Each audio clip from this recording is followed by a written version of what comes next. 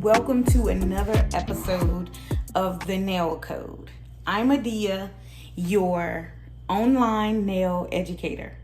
And today's episode is about how to clean your implements. Number one, you should definitely be cleaning not just the implements that you use on your customers, but also implements that you use at home. I have these implements here and a brush. Yes, I do. Not only is there a cuticle pusher in there, a nail nipper, but I also have some drill bits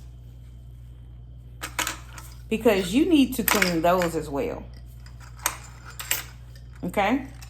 So the first thing you're going to be doing is you're going to make sure that you are rinsing your implements and sudsing them down with soap.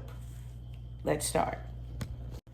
So I'm at my sink and I have all of my implements, and I'm going to make sure that I rinse all of my implements.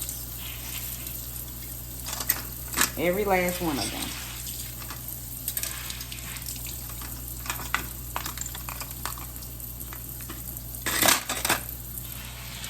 Even my drill bits.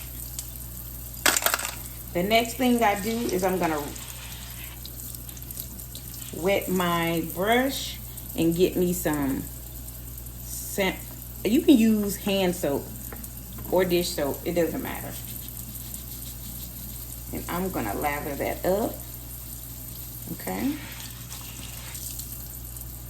And the best way to do this is to wash them away from you, because if you don't, then you're going to end up splattering yourself.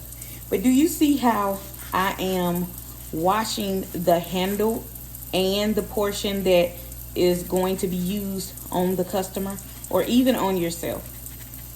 Your family, then you're gonna rinse those off, okay? All right, and then you're gonna do the next one.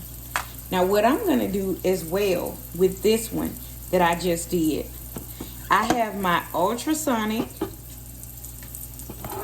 that I showed you in my last episode, and I'm gonna place it in my Ultrasonic cleaner.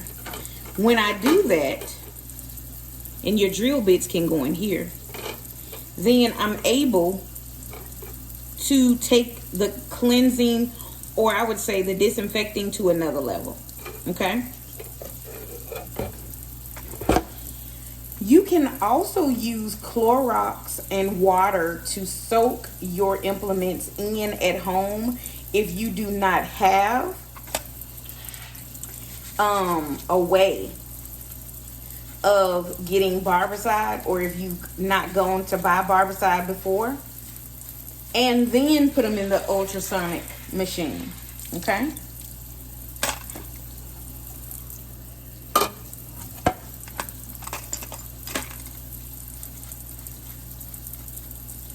You want to get in the middle of those, wash the handle to your nippers, and then rinse. And if you are not a nail tech, please pay attention, because you're doing nails at home and you do not want to spread bacteria, infections, viruses, or even fungus to your family.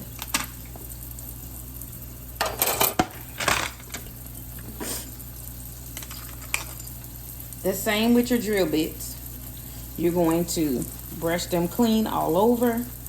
With some drill bits, you can even buy what they call a metal brush scrubber. to get some of the polish out. Sometimes you may even have to soak them in acetone before you clean them, because you may have gotten some polish residue stuck in the grooves. If you can see that really close, you might get it stuck in the grooves of the carbide bits sometimes. Yeah. And you always want to start off with a clean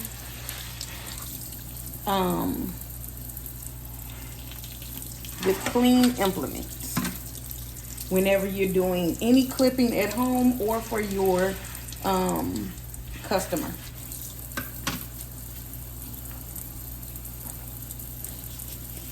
And so the next thing I'm going to do is put water into my ultrasonic machine. Let's do it. So you can use whatever you would like to use. I'm going to use a measuring cup, and there is a max inside, so you don't want to go over that max. I put my drill bits down in here since I have some longer implements instead of using this little thing, and that's fine. You're just going to pour your water in. Okay. And you don't need much. You just need a little. And let you see how much water I put in there.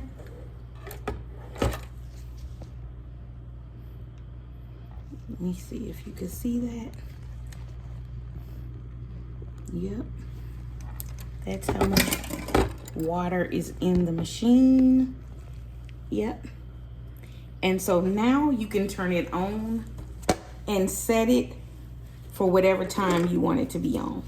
And this will give you another step or measure of cleaning your implement and making sure they stay clean and that you are keeping your implements fresh and clean for your customers and your family.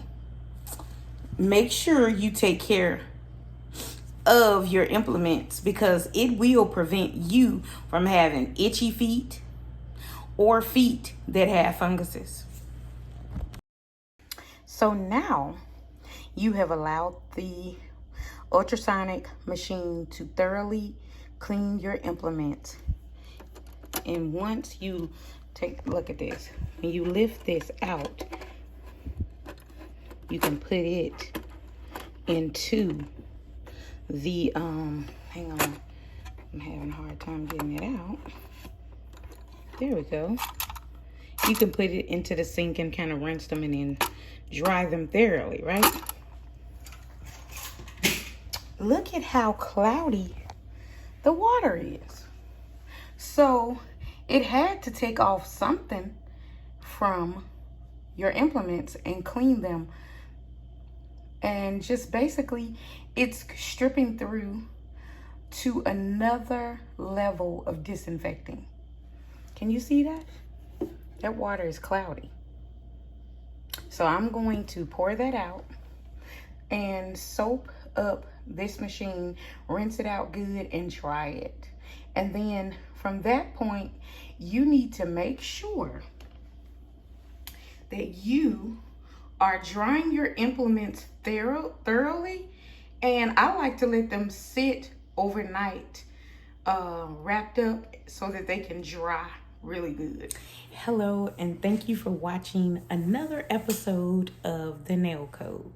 I would love to see you here each week for employment opportunities as nail techs or somewhere in the nail salon.